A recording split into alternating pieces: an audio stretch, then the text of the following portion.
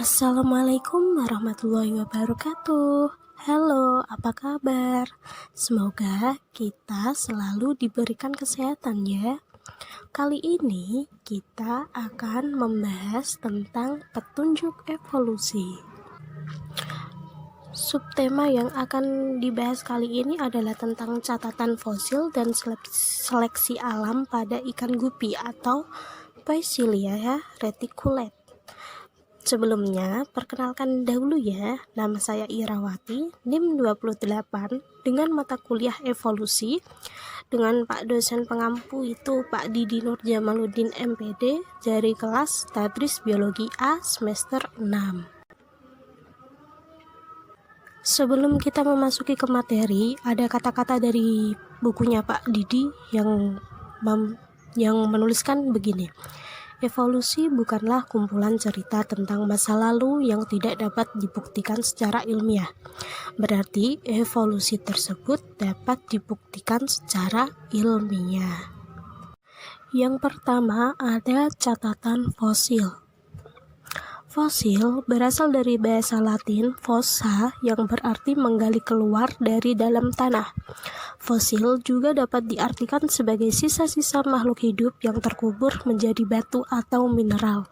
Ilmu yang mempelajari tentang fosil adalah paleontologi. Para ahli paleontologi dalam menemukan fosil telah menunjukkan bahwa kehidupan ini mengalami perkembangan. Hal ini dibuktikan dengan penemuan fosil pada masa lalu yang memiliki karakteristik spesies ukuran dan struktur anatomi yang berbeda dengan karakteristik spesies yang hidup sekarang. Salah satu contohnya adalah dinosaurus. Dinosaurus telah mengalami kepunahan di masa lalu.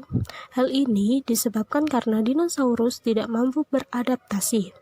Kepunahan dinosaurus menjadi bukti bahwa hewan tersebut mengalami evolusi. Para ilmuwan juga mengemukakan bahwa paus atau cetacea berasal dari mamalia darat. Hipotesis memperkirakan bahwa nenek moyang ikan paus berkaki 4. Para ahli berhasil menggali fosil-fosil ikan paus yang telah punah dan memiliki tungkai belakang. Tungkai belakang ini pada akhirnya akan berubah menjadi sirip. Fosil-fosil tersebut juga menunjukkan bahwa Pachycetus dan Rhodocetus memiliki tipe tulang pergelangan yang dimiliki oleh kelompok hewan mamalia darat, seperti babi, kuda nil, sapi, onta, dan rusa. Fosil di situs pati ayam.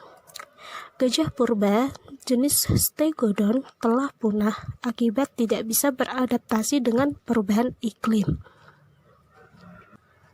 sehingga tidak lolos dalam seleksi alam. Sedangkan gajah modern jenis Elephas mampu bertahan dan tetap lestari karena lolos dalam seleksi alam. Selain itu, ditemukan juga berbagai jenis karang laut yang menunjukkan dulunya lingkungan sekitar pati ayam berupa lautan dan sekarang telah berubah menjadi daratan.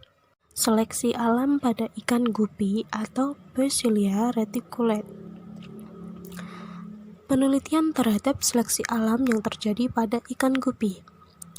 John Endler dari University of California selama bertahun-tahun mempelajari dampak predator pada ikan gupi yang terdapat di Amazon dan Trinidad.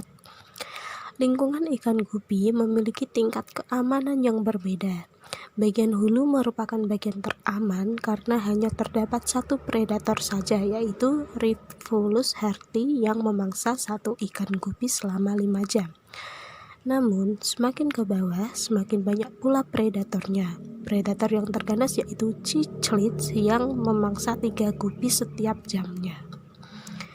Ikan gupi memiliki motif bintik tidak beraturan dan berwarna-warni. Meskipun begitu, terdapat suatu keteraturan tertentu, yaitu apabila semakin banyak memangsa di suatu sungai, maka bintik ikan gupi semakin kecil dan warnanya semakin samar.